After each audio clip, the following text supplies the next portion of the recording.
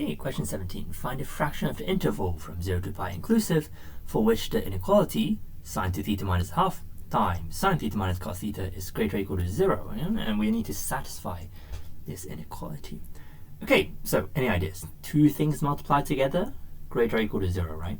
So we have two possibilities. Either what? Either greater than 0, or less than 0,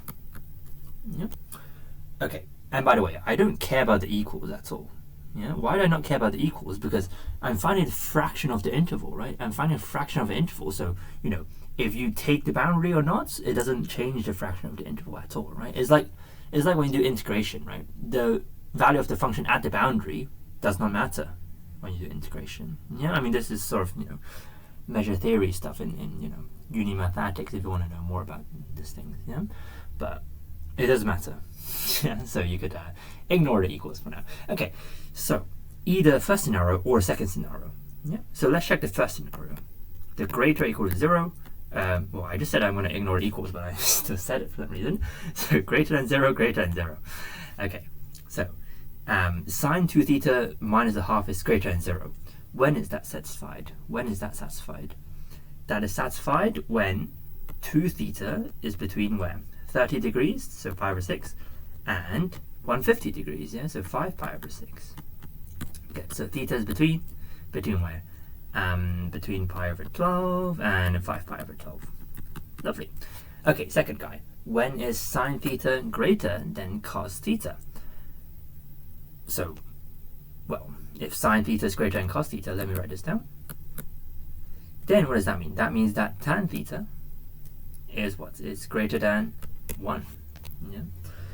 Now, this is actually not very precise. A lot of students make this mistake. How come? Because, well, you can only do this when cos theta is positive, right?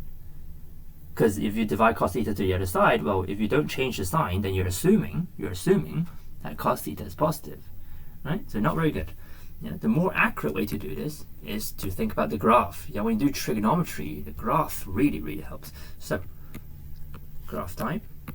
So only from 0 to pi, 0 to pi. So ta-da and ta-da, right? The sine and cosine.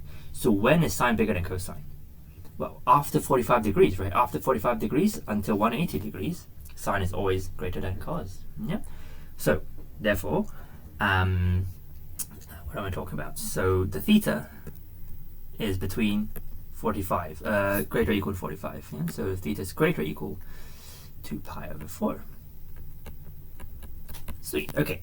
So then you've got to ask yourself, where is the overlap between these two intervals? Because you've got to satisfy both. Both people have to be positive. So where's the overlap? The overlap, well, let's have a think. So number line, pi over 12, 5 pi over 12. Where's pi over 4? Pi over 4 is somewhere here. So the two intervals are basically here and where? And here. Yes. So the overlapping bit is here. So the theta is between pi over 4 and 5 pi over 12. Okay, so far so good? Okay, now when it's less than 0, then it's just a reverse, right? It's just a reverse. Okay, so let me get rid of this for now. I shouldn't have got rid of the number line. I have to draw it again now. Okay, so now when you have less than 0, then it's just a reverse, So when theta is outside of pi over 12 to 5 pi over 12, then, sine 2 theta is less than 1/2. So this bit and this bit. Okay, how about the other guy?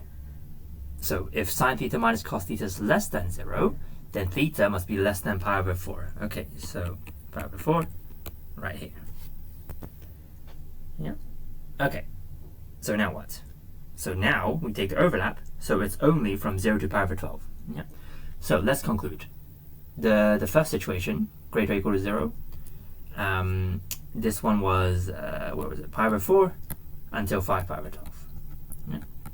Okay, second scenario, less than 0. It was, where was it? From 0 to pi over 12. Okay, so let's add this up and find the length. So what's the length? the length of the top guy is 2 pi over 12. Okay? That's the length of the top guy. The length of the bottom guy is pi over 12. Yeah? So add together 3 pi over 12, which is, what is that, pi over 4. Yeah? So I have pi over 4 of an interval within pi. Yeah? So therefore the fraction must be 1 over 4. Yeah? A quarter of it, because you have pi over 4 out of pi.